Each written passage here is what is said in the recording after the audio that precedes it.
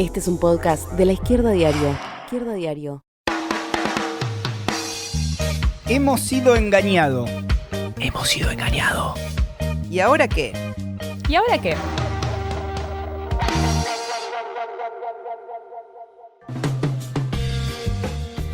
Bienvenidos a un nuevo episodio de Hemos sido engañados. ¿Y ahora qué? Yo soy Leo Améndola. Yo soy Jessica Alcaño.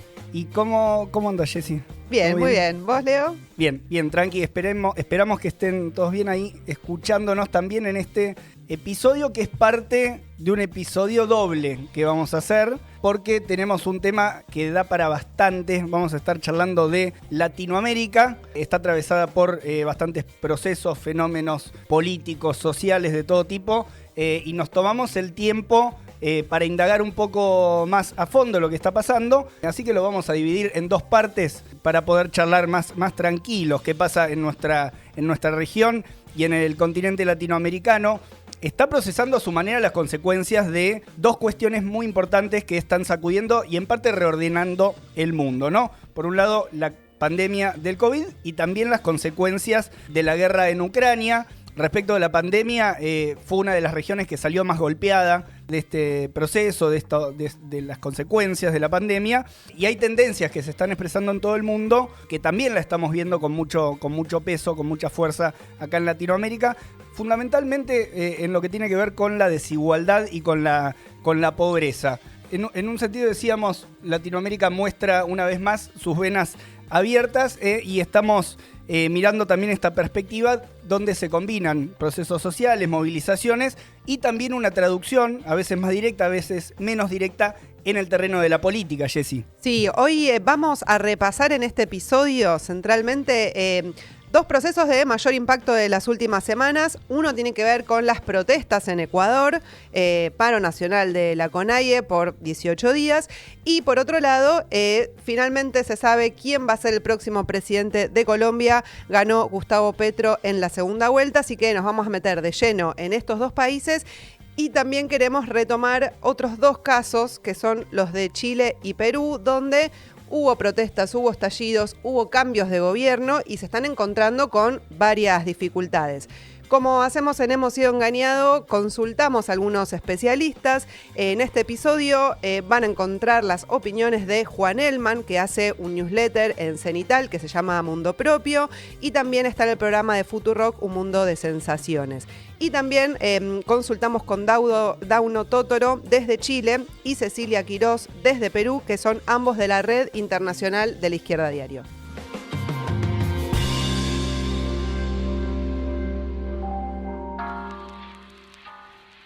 Hemos sido engañados. ¿Y ahora qué? ¿Y ahora qué?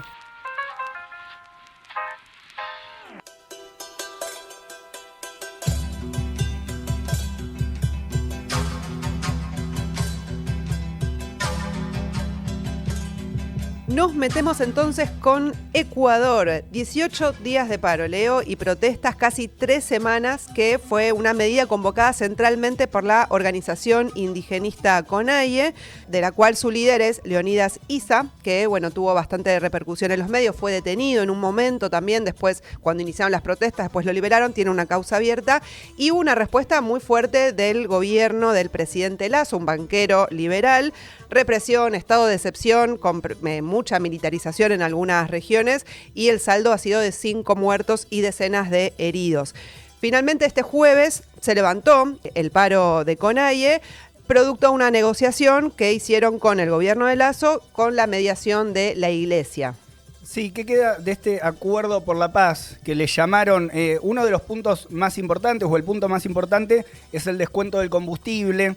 15 centavos de dólar, igual el descuento del combustible, que estaba dentro de las demandas de la CONAIE. En el pliego de reivindicaciones de la CONAIE, ellos planteaban 40 centavos de dólar de descuento del combustible. Recordemos, en una situación donde el impacto de la inflación está afectando particularmente. El problema de los combustibles se transforma en un problema mundial también. Está muy cotizado, aumentó mucho Está el muy precio del cotizado, petróleo. y en el caso de la base a la cual representa la CONAIE, afecta también las condiciones con las cuales, bueno, este sector trabaja. Obviamente está impactando en las condiciones de vida, ¿no? de este sector. Entonces decíamos, de esos 40 centavos, el gobierno en una primera instancia entregó 10 y después entregó 5. La CONAIE arregló por esos 15 centavos de dólar y otra serie de puntos: moratoria y renegociación de deudas. Se anula el decreto número 95 que trata de política petrolera. ¿De qué habla este decreto? De duplicar la producción en el sector del petróleo, y también plantea el elemento de la participación del sector privado. Pero lo fundamental es esta idea de duplicar la producción, que probablemente pueda tener un impacto, ¿no?, también ambiental, obviamente. Claro, este decreto es el que está en el acuerdo como anulado. Este decreto logran anularlo con este acuerdo. En relación a la frontera extractivista minera, se comprometen a contemplar áreas protegidas y territorios ancestrales. Ahí hay algo para mirar con más atención, porque parece que esto ya está en la Constitución. Entonces, bueno, hay que ver si no lo están pasando también como parte de las conquistas para cerrar el acuerdo, ¿no?, y presentar un acuerdo mejor, porque, a decir verdad, son algunas reivindicaciones mínimas las que está entregando el gobierno del conjunto de pliegos de la CONAIE. Y lo otro que hay que ver también es que quedan 90 días hacia adelante para llevar adelante estos acuerdos. Y Issa, que es el referente de la CONAIE, Leónidas Issa, lo presentaba así al acuerdo antes de firmar, con una serie de delegados de la CONAIE ante un grupo selecto de delegados de la CONAIE, y presentaba de esta manera el acuerdo. Está en nuestras manos aceptar el acta que han levantado o no aceptar el acta que han levantado. Ese es el punto, compañeros. Escuchen, compañeros, por favor. Vamos a ser responsables con el país. Seguramente va a haber una reacción. Unos que sí, otros que no. Pero estamos 18 días en movilización. No podemos ser también irresponsables con el país. Por lo tanto, compañeras y compañeros, yo les pido absolutamente, si necesitamos un poco de tiempo lo daremos, pero esta cuestión tiene que resolverse el día de hoy, compañeras y compañeros. Bueno, la grabación que se escuchaba es de Leónidas Issa, el referente de la CONAIE, el principal dirigente, y la idea que repite, ¿no?, en dos momentos de vamos a ser responsables con el país. Va a ser una situación que probablemente genere polémica, algunos por el sí, otros por el no. Pero se escucha un cierto abucheo al final. Y hay abucheo, se puede encontrar en redes, se está dando vuelta el video donde se ve claramente que genera ruido por abajo esta decisión de levantar la medida. Sobre todo porque se comprometen a desmovilizar, a levantar todos los bloqueos, y está abierto ahí cómo cae en la base más extendida, en el sector más amplio que organiza la CONAIE, ya que, como decíamos, el gobierno está entregando solo una parte de las demandas, y además porque se venían expresando algunas diferencias dentro de los propios sectores que están organizados en la CONAIE, y de hecho tuvieron que hacer un cuarto intermedio ahí en plena negociación de unos 45 minutos para ver si podía convencer a un sector de las conducciones regionales que firman el acuerdo. Es una confederación, entonces también tiene esa complejidad de tener que cerrar a distintos sectores que se estaban movilizando y que le pusieron el cuerpo a la pelea. Sí, 18 días, recordemos, decíamos, de paro de la CONAIE, que tuvo un impacto económico también con respecto al petróleo también, o sea, bajó mucho la producción del petróleo mientras duró el paro. Pero ¿por qué? También digo, para pensar, ¿no?, ¿por qué pudieron llegar a este acuerdo de paz como lo presentaron?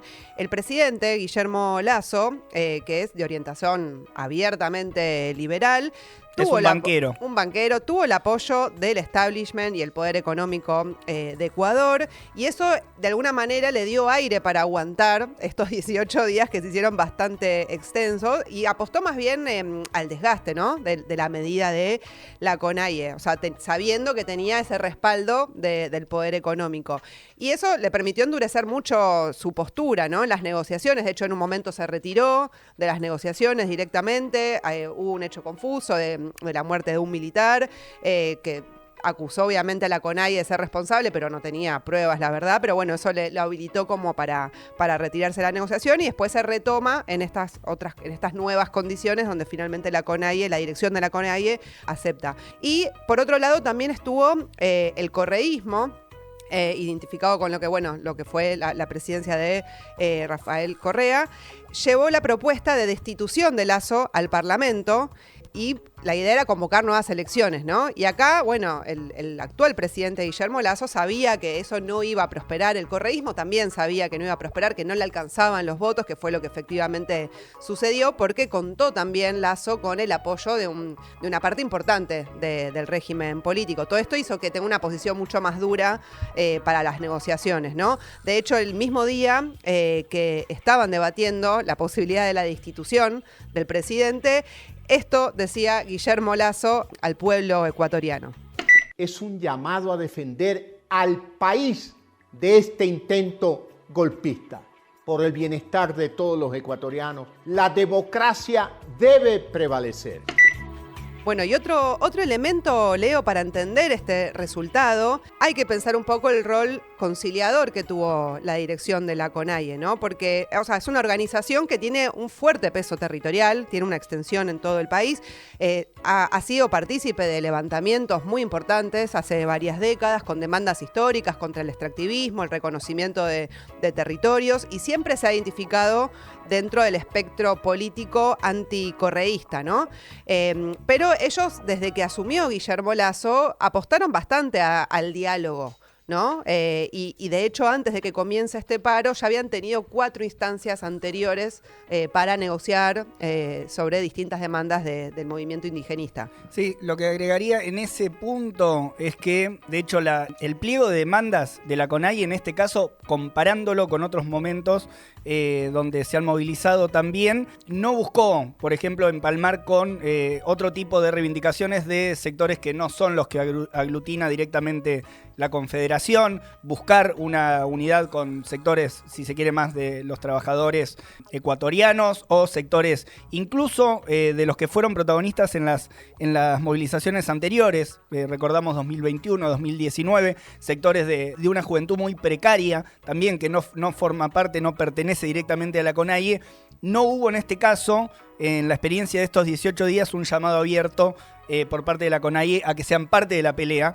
Sí, quizás hubo algunos elementos de solidaridad dentro de los estudiantes ecuatorianos, en Quito sobre todo. En Quito, fundamentalmente, ahí sí hubo un apoyo y un acompañamiento, pero no tuvo esa potencia y esa atracción, en parte también porque en el 2019 y en el 2021, sobre todo, pero con más fuerza en el 2019, se les había escapado también una parte a la CONAIE, ¿no? No habían logrado controlar el conjunto del movimiento, y en la rebelión del año 2021 también se dio esta situación, donde la potencia movilizada en la calle tuvo dificultades, la CONAIE, para controlarla. Hago ahí una recapitulación de lo que fueron las movilizaciones del 2019. En aquel momento hubo movilizaciones potentes contra el gobierno de Lenín Moreno. Él es el presidente que había firmado un acuerdo con el FMI. Claro. Lenín Moreno, recordamos... Un nuevo endeudamiento para el país. Un nuevo endeudamiento para Ecuador. Lenín Moreno, recordamos, era parte del correísmo, rompe con el correísmo y comienza una deriva de ajuste parecido en ese punto, digamos, a lo que vemos en Argentina. Se toma deuda con el FMI impone sus condiciones y comienza un ajuste sobre los sectores populares. Por eso hay algunas demandas que se ven ahora en el 2022 en esta movilización y en este proceso que se cierra, que tiene puntos de contacto con la del 2019, porque aparece el tema de los precios del combustible, otras más estructurales como el trabajo, la salud, la educación. Las diferencias, o una de las diferencias esenciales con las movilizaciones previas en Ecuador, es esto que decíamos: este año da la impresión de que la CONAIE logra contener más el proceso de movilizaciones. Acotando más también su pliego de demandas, ¿no? Total. Para no confluir con otros sectores que eventualmente no iba a poder controlar, quizás, como sucedió antes. La forma que se expresa, o que se expresó al menos en el 2021, tuvo elementos más de estallido social. Claro. Esto que vimos en estos días fue un proceso de movilizaciones con bastante peso de la conducción de la CONAIE controlando el proceso. Y ahí te agrego, Leo, porque la CONAIE tiene su brazo político también, que de hecho tiene presencia en el Parlamento, participa en elecciones hace varios años, se llama Pachacutic. En su interior conviven distintas tendencias. De hecho, si uno ve su último candidato presidencial en el 2021 fue Yacu Pérez, que había llamado a votar por Guillermo Lasso, por un ultraliberal, como es el actual presidente de Ecuador, en 2017. Decía que llamaban a votar a Lasso en 2017 contra el correísmo. Bueno, en la segunda vuelta del 2021, donde gana finalmente Lasso, ahí ellos, algunos amagaron en un momento en apoyarlo, pero finalmente terminan llamando a un voto nulo ideológico, ¿no? Pero digo que conviven estas tensiones al interior de tanto la CONAIE como Pachacutic, que es su brazo político, donde, bueno, hay algunos sectores que han apoyado o han sido más conciliadores con el actual presidente de Ecuador. Esta es la situación hasta el momento en Ecuador. Vamos, obviamente, a tener que seguir de cerca todo este proceso y qué pasa si se cumple o no el acuerdo firmado y si eso puede desatar eventualmente nuevas protestas, porque la guerra de Ucrania sigue y continúa impactando en la inflación y también en el alza de petróleo, que es contradictorio cómo impacta en el país. Hemos sido engañados. ¿Y ahora qué?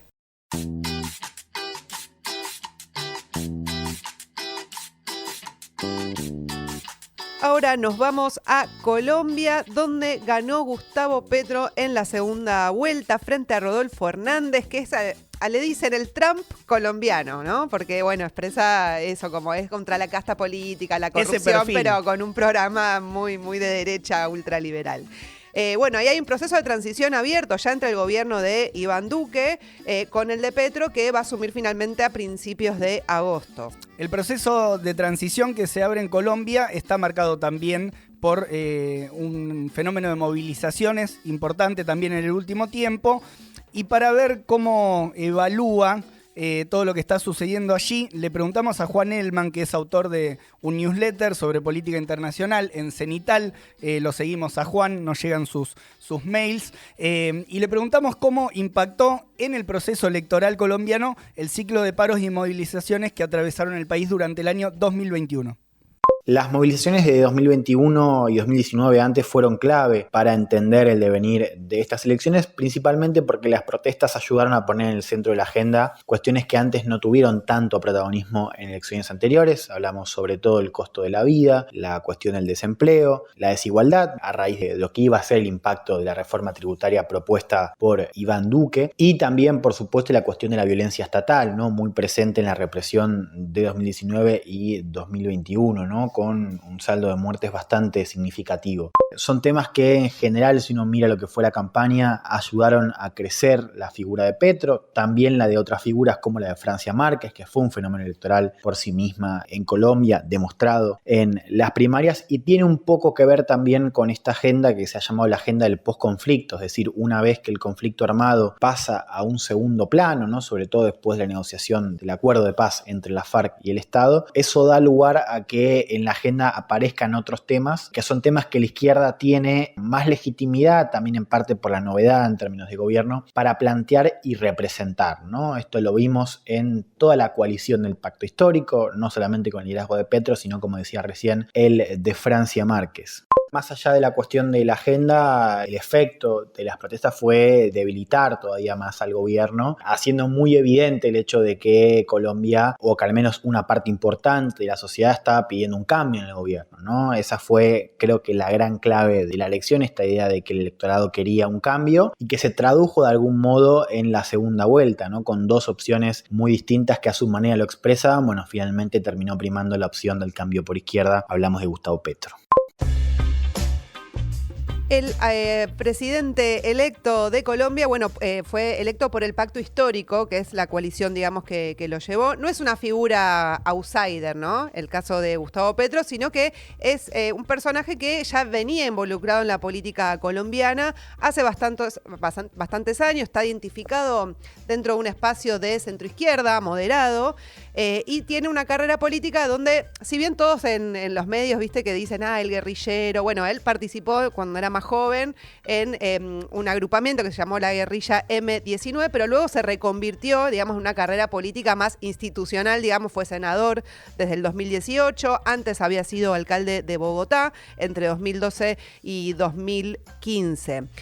Pero si uno ve un poco cómo respondió también Gustavo Petro en las protestas del año pasado, él ya se perfilaba ahí como candidato presidencial, y en un momento donde había mucha criminalización a las protestas y a las movilizaciones por parte del gobierno de Iván Duque, él sacó un video diciendo que no compartía la violencia ni los disturbios, ni los bloqueos en las manifestaciones de protesta, y dijo que rechazaba la violencia provenga de donde provenga, ¿no? Como un poco diciendo, bueno, lo de Iván Duque está mal, pero bueno, no me separo, digamos, de los manifestantes, que fue un video que cayó justo en el momento donde más querían estigmatizar las protestas para intentar que se levanten, ¿no? Bueno, la respuesta del Estado colombiano a las movilizaciones fue muy dura. Sí, fue muy dura en ese momento. Sí, es un Entonces, país complejo. Hay que evaluar también estas declaraciones de Petro desde esa óptica, ¿no? Fueron movilizaciones importantes, pero hubo una respuesta del Estado colombiano muy fuerte. Ahí Juan Elman plantea que las movilizaciones en parte empujaron una agenda distinta de otros momentos en la disputa electoral, y es cierto que no se puede analizar el resultado del balotaje por fuera del impacto de aquellas movilizaciones, tanto las del 2021 como las del 2019, que también atravesaron a Colombia, lo vimos anteriormente en Ecuador, y ahora estamos poniendo el ojo en Colombia. También para quién es importante ver lo que sucede en el terreno de la movilización en Colombia y en el terreno también político para los Estados Unidos. Por eso también había ahí un interés particular por sostener la estabilidad política de la región, claro, y del país. Colombia ha sido un aliado histórico clave para Estados Unidos. Sí, bien en la supuesta guerra contra el narcotráfico. Claro, entonces ahí se abre una pregunta, ¿no? ¿Cómo va a jugar Petro en ese terreno? Pero para dimensionar un poco las movilizaciones de aquel momento, en el 2021, 500.000 personas participaron de las movilizaciones en Colombia, 600 municipios alcanzados por las protestas, y bueno, y un sostenimiento de las movilizaciones, incluso a pesar de la fuerte represión por parte del Estado. Fueron movilizaciones que tenían un fuerte componente informal, jóvenes que salían. Esto que vimos en Latinoamérica en los momentos posteriores, inmediatos de la pandemia, de la primera línea, ¿no? De jóvenes que salían al enfrentamiento callejero y hacer una experiencia justamente por pelear y por plantear algunas demandas, todas que tenían que ver con las condiciones de vida, ¿no? Que claro, fue dejando la pandemia en nuestro continente. Obviamente, ante la falta de radicalización, ante la falta o la falencia que quedó ahí para avanzar en un nivel de organización política superior, de plantear una alternativa política de los y las trabajadores colombianos, el proceso se encauzó hacia lo electoral y quedó esta disputa a dos bandas entre Petro, el ex guerrillero, y Hernández, el hombre, el Trump colombiano, como le decías antes. Última cosa para mencionar sobre esto, ahí Juan menciona que la agenda del posconflicto dejó un mayor espacio a que se procesen estas demandas. De lo que está hablando es del posconflicto entre la FARC y el Estado colombiano, que atravesó la política colombiana durante muchos años. Finalmente se cerró el conflicto con una conciliación entre ambas partes, un acuerdo. El referente de la FARC en aquel momento planteó adiós a las armas, adiós a la guerra, y cerraron un acuerdo con Manuel Santos, que fue un presidente colombiano que estuvo al frente de las negociaciones, obviamente esponsoreado y con el apoyo en aquel momento del presidente de los Estados Unidos, Barack Obama. Bien, bueno, y en el caso de Gustavo Petro, apenas terminó la primera vuelta electoral, él ya empezó a hablar de un llamado a un acuerdo nacional, un gran acuerdo nacional, que, bueno, luego de salir electo en la segunda vuelta, redobló ese llamado. Le preguntamos a Juan Elman, que hace el newsletter en Cenital, en qué consiste este gran acuerdo nacional que convoca a Gustavo Petro, cuáles son los ejes y con quiénes, ¿no? Para pensar un poco qué cambios y continuidades puede haber respecto al uribismo. El acuerdo nacional que convoca Gustavo Petro consiste en, una búsqueda de diálogo transversal y amplio con las principales fuerzas políticas del país. Hablamos de los partidos tradicionales como el conservador y el liberal, pero también el centro democrático, ¿no? El partido que nuclea al uribismo. Tiene que ver con este desafío político que tiene Petro, que tiene la bancada más grande en el Senado, pero que necesita del apoyo de otras fuerzas para impulsar y pasar sus principales proyectos legislativos.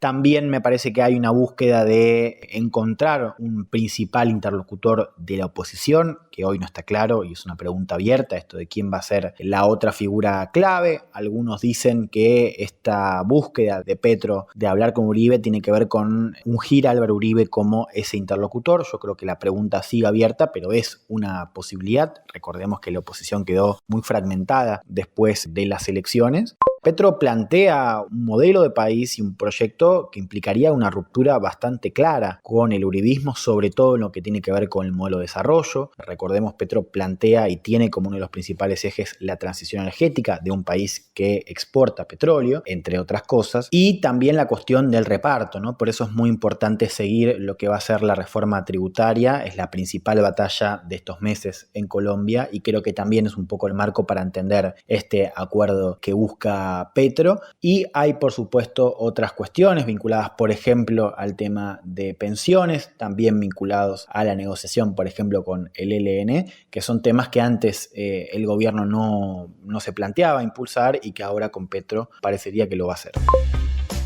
Bueno, el acuerdo nacional por el cual le preguntamos a Juan Elman avanzó mucho los últimos días. Hay novedades al respecto. Sobre todo, quería destacar 3 hechos. Uno es que finalmente Gustavo Petro se juntó con el propio Uribe, como para que se sume a este acuerdo nacional. Recordemos que el expresidente Uribe es una de las figuras, fue una figura clave para que Colombia sea un agente aliado de Estados Unidos y fue uno de los que impulsó un programa neoliberal de ataque a la clase trabajadora y de entrega del país al capital extranjero.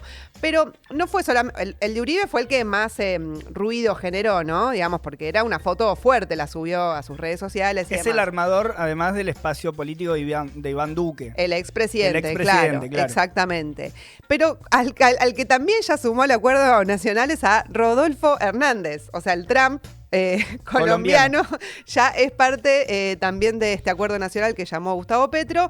Y otro de las señales importantes que dio de qué rumbo está preparando el presidente electo es que ya confirmó a su ministro de Hacienda, ¿no? El ministro de Economía. Se llama José Antonio Ocampo, que es de origen liberal directamente, lo cual fue muy festejado por los mercados. De hecho, encontré hace poco, había hecho unas declaraciones pidiendo el ajuste fiscal de unos 3 puntos más o menos del PBI, tiró. Así que bueno, este es el ministro de Economía que ya nombró Gustavo Petro, lo cual generó mucha expectativa y apoyo también está generando expectativa del establishment y el poder económico más concentrado. Con respecto después a lo de la agenda ambiental que mencionaba Juan Elman, hay que tener en cuenta que es un gran productor de petróleo Colombia y en el contexto de la guerra de Ucrania, donde está tan cotizado el petróleo, es difícil, digamos, que deje de vender y de exportar, ¿no? Porque no solamente el país necesita los dólares, sino que en eso se va a jugar también su relación porque le exporta sobre todo a Estados Unidos y a China. Bueno, es una de las cartas fuertes de Petro y por lo que se vio en los análisis de estos días, también es lo que toma bastante un sector no referenciado con el progresismo, no solo a nivel latinoamericano, sino a nivel mundial. Se destaca mucho la idea de Petro de poner por delante este intento, este objetivo de avanzar en una transición energética en un momento particular, claro, en un momento particularmente complicado y en Colombia además, ¿no? Entonces ahí habría que hacerse la pregunta, si está esa definición, apoyado en qué sectores lo va a realizar, claro. ¿Cuáles son las posibilidades reales que Colombia pueda iniciar una transición energética en este momento, al margen de lo que se dice en las campañas electorales, que sabemos que se dice mucho? Obviamente, por esto creo que es importante seguir lo del acuerdo nacional, porque justamente, es un gobierno como el de otros de la región, donde no tiene mayoría propia en el Parlamento, entonces necesita negociar todo lo que quiera hacerlo va a necesitar negociar con sectores de la oposición y por eso también, de alguna manera, eso va limando un poco sus propias propuestas y promesas de campaña. Hemos sido engañados. ¿Y ahora qué? ¿Y ahora qué?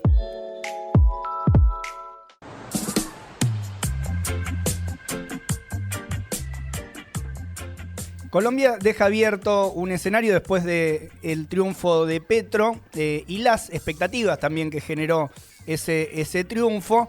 Y para pensar un poco y mirar hacia adelante en la situación colombiana, queríamos también evaluar cómo es que está procesando Chile su propia dinámica, ¿no? Pensando que Chile vivió un proceso de movilización muy importante.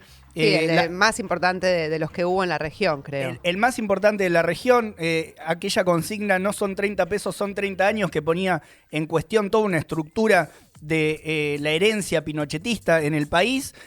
Un cambio de signo político importante ganó el gobierno de Gabriel Boric, y una dinámica abierta también respecto a cómo se conquistan las demandas, en lo que se conoció como el octubre chileno. Un proceso de movilización, insistimos, muy importante y que abrió también el escenario de la constituyente, que ahora vamos a charlar un poco al respecto. Sí, Leo, por eso consultamos con Dauno Totoro, que está en Chile, es parte de la Red Internacional de la Izquierda Diario en ese país, y le preguntamos cómo están siendo procesadas las demandas de la rebelión chilena del 2019 en los primeros meses del gobierno de Gabriel Boric.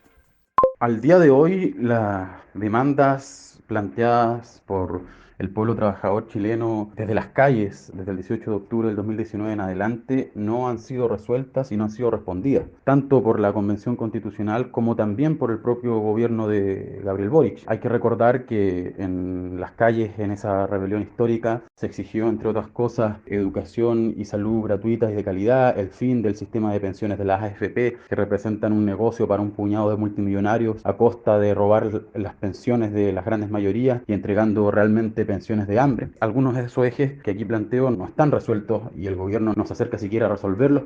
El gobierno de Boric tomó una decisión estratégica, que fue apoyarse en sectores que fueron responsables de los 30 años, en sectores de la propia exconcertación, como el Partido Socialista, que integró a su gobierno. De hecho, el ministro de Hacienda, Mario Marcel, viene del riñón del socialismo, fue también presidente del Banco Central y ha tendido permanentemente de esa manera a moderarse, entregando guiños no solamente al gran empresariado, invitando al presidente de una de las principales confederaciones empresariales a su gira por Estados Unidos, sino que también por ejemplo, las fuerzas policiales de Carabineros, a quienes ha respaldado permanentemente en su actuar, y ha mantenido en su cargo al general director de Carabineros, Ricardo Yáñez, que fue uno de los responsables principales de la represión durante la propia revuelta popular. Y así un sinnúmero de situaciones que muestran que tomaron una decisión estratégica de apoyarse en esos sectores, abandonando en ese sentido las demandas populares que hicieron remecer al país el año 2019. Ahí pasaba Dauno Totoro de la Izquierda Diario de Chile. Habla de Mario Marcel, el ministro de Hacienda actual, que hay que recordar que también fue presidente del Banco Central del gobierno de Sebastián Piñera, el gobierno de derecha anterior que perdió las últimas elecciones.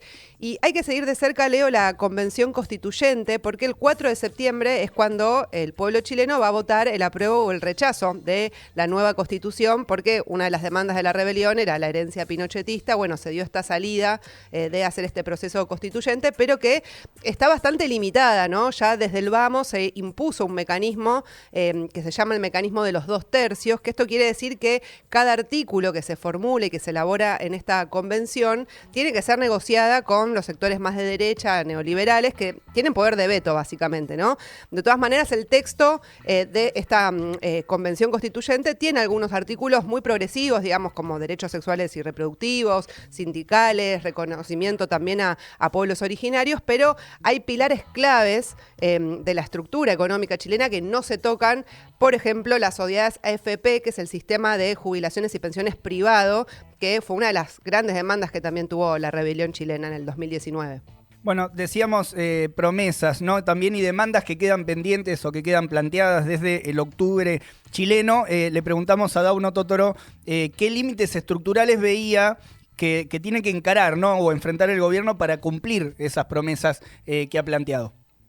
Y respecto a los límites o dificultades más estructurales que tiene que enfrentar el nuevo gobierno para desarrollar su programa de gobierno, hay que partir de la base de que tenemos dificultades o límites que son de orden mundial. O sea, por un lado está la pandemia que, si bien en un momento parecía que retrocedía, nuevamente en Chile se ha visto un aumento de casos sostenido en las últimas semanas, lo que también ha dificultado la acción del propio gobierno. Y por otro lado está la situación económica, que parece agravarse. Por un lado con el proceso de la recesión económica a nivel mundial y por otro lado con la inflación, que en Chile está sobre el 10% en los últimos 12 meses, lo que evidentemente golpea, producto de las decisiones del propio gobierno y del Banco Central, golpea los bolsillos de las familias trabajadoras.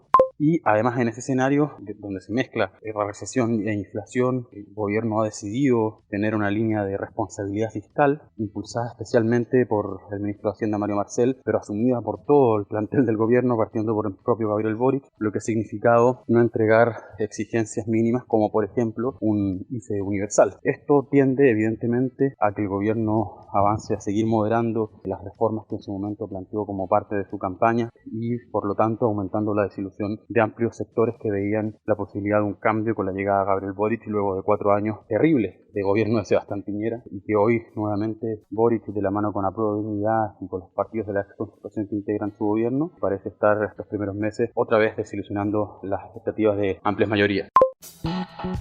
Escuchábamos a Dauno Totoro de La Izquierda Diario Chile y para agregar también y ponerlo como ejemplo de lo que está transitando el país vecino, una huelga importante en estos días del cobre, un sector estratégico fundamental en Chile, y él planteaba este problema de la búsqueda de responsabilidad fiscal. Bueno, la empresa Codelco, que es la empresa nacional que explota el cobre en Chile, decidió, por ejemplo, un cese de operaciones en una fundición que se llama Ventanas, la fundición Ventanas, en la región de Valparaíso. ¿Y qué particularidad se da?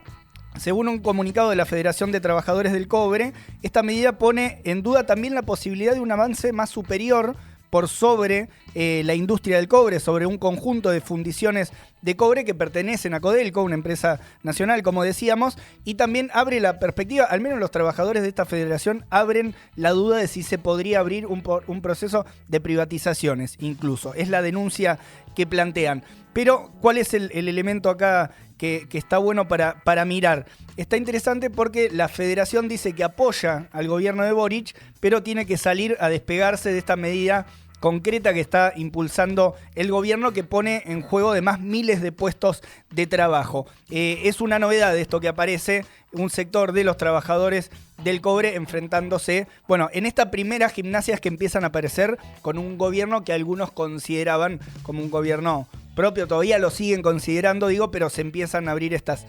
experiencias en el país vecino.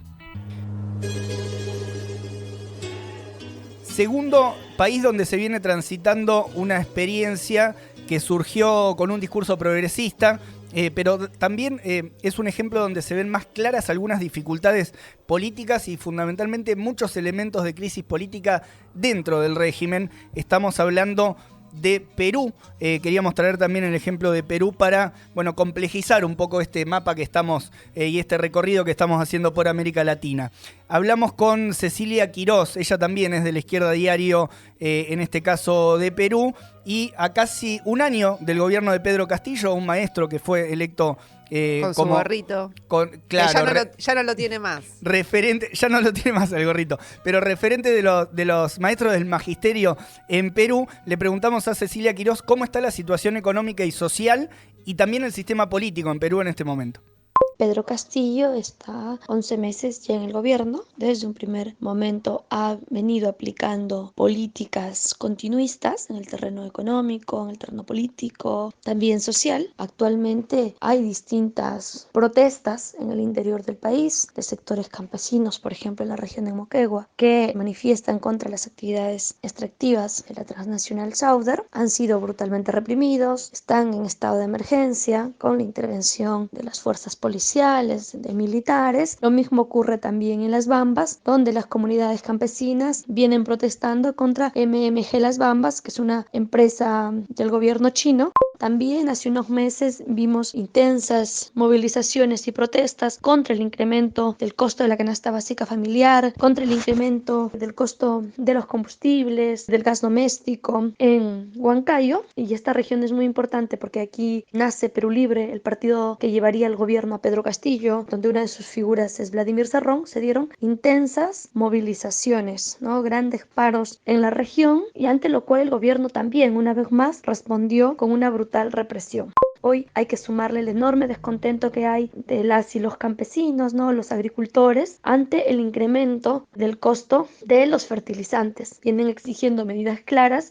Es un gobierno que día a día se alinea más a los distintos sectores del empresariado nacional y extranjero. La oposición del Congreso está totalmente deslegitimada. El presidente alcanza un poco más del 70% de desaprobación. Con cifras similares también está el Congreso a nivel de desaprobación, con lo cual se pone en evidencia que la crisis orgánica que se abrió hace unos años atrás aquí no se cierra, sino que por el contrario tiene nuevas manifestaciones hoy en día. La novedad, para sumar a lo que nos cuenta Cecilia Quirós desde Perú, es que esta semana renunció a Perú Libre el presidente Pedro Castillo, que es justamente el partido que ya comentaba, que es el que llevó, lo llevó como presidente, ¿no? Bueno, renunció a su propio partido. Ya igual viene de bastante crisis, porque ya tuvo 4 gabinetes, Pedro Castillo, duran en un año. Sí, duran en promedio 3 meses cada uno, más o menos. Y bueno, y ahora también está enfrentando un pedido de destitución en el Parlamento. Bueno, hay mucha fragmentación política y una crisis que se arrastra. Digamos, Perú viene de tener en 5 años 4 presidentes antes de que asuma Castillo, y esto es algo que no se cierra y sigue permanentemente expresándose con muchas crisis políticas, también además de los movimientos por abajo que cuenta Cecilia. Bueno, Jessy, Ecuador, Colombia, Chile, Perú. Pasamos por un repaso de lo más importante, por lo menos. Hicimos un gran recorrido, pero nos quedan preguntas. Hicimos una reflexión, pero nos quedan bastantes preguntas todavía.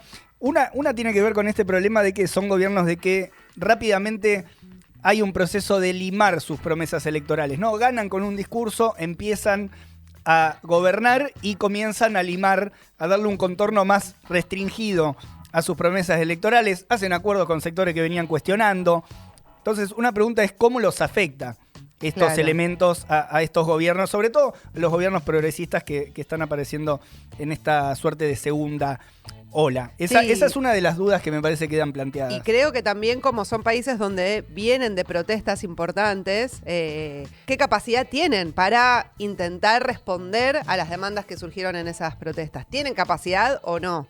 Digamos, ¿cómo condiciona todo ese proceso de movilización en la deriva de estos gobiernos, que afecta tanto a los de derecha como el de Lasso, como a los que se autodenominan progresistas? Uh-huh.